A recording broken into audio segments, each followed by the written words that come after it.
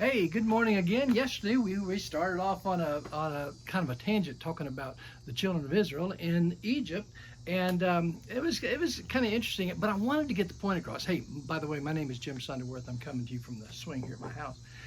But I wanted to get a point across to you. Even though when they transferred, now I'm talking about the children of Israel in the first chapter of Exodus, okay, the going out, the departure, God taking them out of Egypt. This is the beginning, and we all look. Every one of us find ourselves sometimes in frustration. Have you ever found yourself wondering what is God doing? Does he really see me? Does he really know what's going on in my life? I mean, we're going through this time right now. Can you believe we're still going through a time where we're questioning when is this all going to slow down? This pandemic, is the frustration of it, or whatever's going on in our lives. Well, you say, well, does God see this? Well, God knew the children of Israel were going to be in this place many, many years before.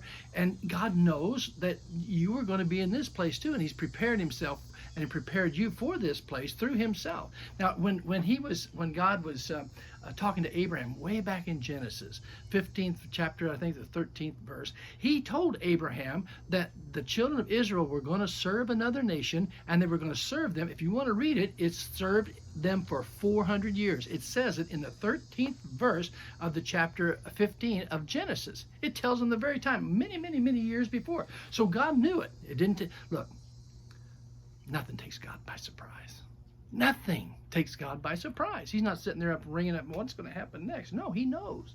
And then he knew that I found one thing in my life. I learned more through a struggle than I do through prosperity, in a sense.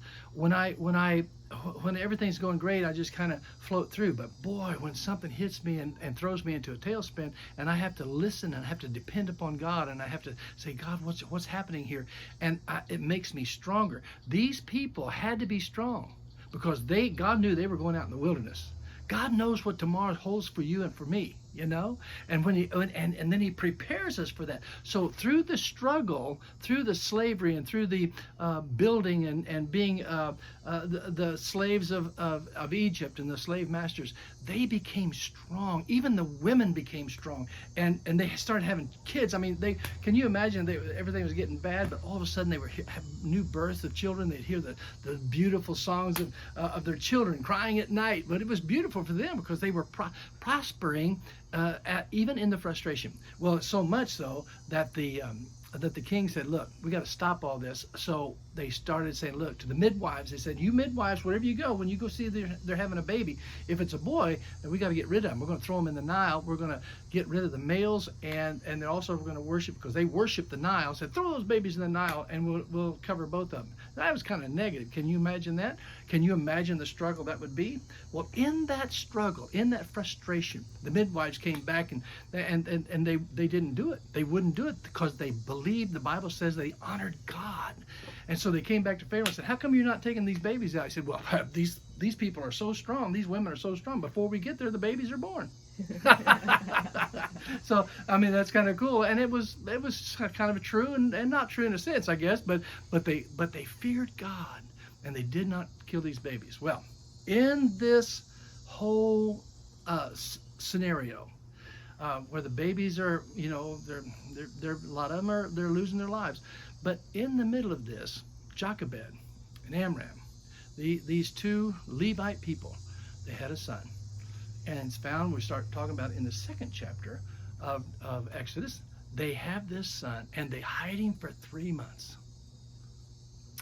We're going to see now, from this point on, how God used their son, how God used their daughter, Miriam, how God used them.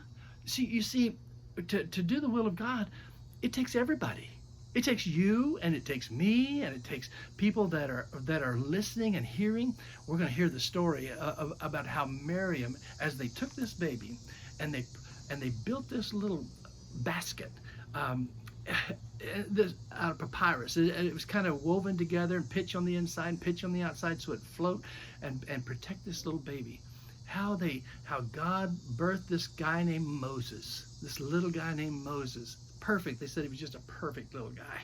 And they put him in to save him after 3 months. He's making too much noise. They put him in the Nile. and he floated down to the beginning of a miracle. To the beginning of a miracle.